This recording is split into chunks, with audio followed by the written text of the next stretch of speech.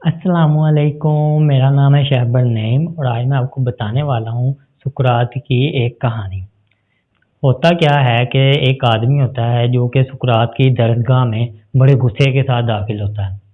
वो बहुत ज़्यादा गुस्से में होता है और वो सुकरात को लेकर कोई अच्छी राय नहीं रखता। वो सुकरात को सबक सिखाना चाह रहा होता है। असल में वो आदमी एक बिजनेसमैन होता है और उसका मानना ये होता है कि ये जो सुकरात है ये बच्चों को बिठा कर तो इनको गलत मलत बातें पता नहीं क्या कुछ बताता रहता है। तो ये लोगों की ज़िंदगियाँ बर्बाद कर रहा है, तो मैं इसको आज सबक सिखा के रहूँगा। असल में इस आदमी का मसला ये था कि इसके जो बच्चे थे वो भी सुकरात से बहुत इम्प्रेस थे और सुकरात के पास पढ़ने के लिए आया करते थे। तो ये आदमी सुकरात को मज़ा चखाना चाहता था। तो जैसे ही ये आदमी सुकरात के पास गया तो इसके तकरीबन सिग्नल उड़ गए। इसको पता नहीं क्या हुआ, इसको ये समझ में ना आए कि ये क्या करे क्या नहीं करे, इसके दिमाग से अल्फाज गायब हो गए। तो इसने को कुछ भी नहीं समझ आया, पता नहीं इसके दिल में क्या है, इसने क्या किया, सुकरात के मुँह के ऊपर थूक दिया। जैसे ही इसने सुकरात के मुँह पर थूका, सुकरात मुस्कुराया और उसने अपनी पॉकेट से रुमाल निकाला और मुँह साफ किया और ये आदमी चला गया। सुकरात ने अपने शागिर्दों को भी इस आदमी को कुछ नहीं कहने दिया, उसने उनको भी रोक लिया। ये आदमी भी परेशान हो गया कि ये कोई आदमी इतनी बदतमीजी कैसे बर्दाश्त कर। खैर वो आदमी बिल में घर आ गया।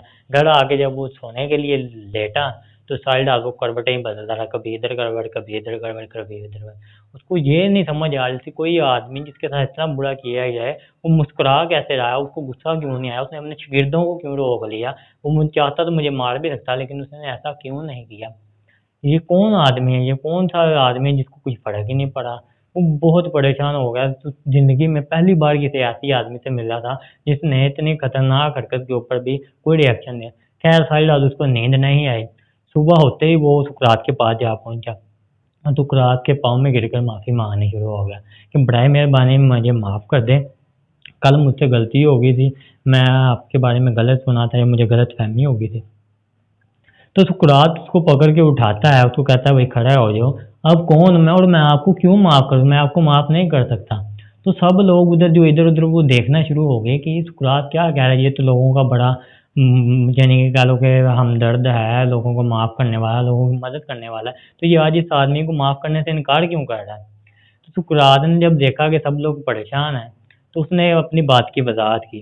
उसने कहा कि मैं तो इस आदमी को जानता भी नहीं हूँ, कौन हो तुम? तो उस आदमी ने याद करवाने वाले लहजे में कहा कि मैं कल यहाँ पर आया था और मैंने आपके मुँह पे थूका था, तो इस वजह से मैं बहुत शर्मिंदा और मैं आपसे माफ़ी माँगना चाहता हूँ। तो सुकरात ने कहा नहीं तुम तो बड़े भले आदमी लगते हो, तुम वो शख्स नहीं, वो तो बड़ा बदतमीज़ शख्स था, तुम तो बड़े भले आदमी हो, तुमने वो काम नहीं किया था तो मैं तुम्हें माफ़ नहीं कर सकता जबकि तुमने कुछ किया ही नहीं है। यानी कि सुकरात ने उस आदमी को इस तरीके के साथ माफ़ कर दिया था कि उसको ये भी याद नहीं रहा कि कोई आदमी आया था और वो कौन आया था। दोस्तों, हम कब किसी को ऐसे माफ़ करना स्टार्ट करेंगे? कब हम किसी को इस अंदाज़ से माफ़ करेंगे कि हमें ये भी याद ना रहे कि हमारे साथ किसी ने कोई ज़्यादती की है। हम असल में जब किसी को माफ़ करते हैं, तो जहाँ भी बैठ के उसके बारे में ज़िक्र करते हैं, उसके बारे में बताते हैं कि इस बंदे ने ऐसे-ऐसे ज़्यादती की थी, तो ये माफ़ी नहीं होती। जब इंसान किसी को माफ़ कर देता है तो फिर उसको भूल जाता है। तो कोशिश करें आप भी सुकरात की तरह सबको इस तरीके के साथ माफ़ कर दें कि वो आपको याद तक भी ना रहे कि उस शख्स ने गलत किया क्या है। तो उम्मीद करता हूँ आपको काफ़ी हद तक समझ आ गई होगी। तो अपना ख्याल रखिएगा। अल्लाह हाफ़िज़।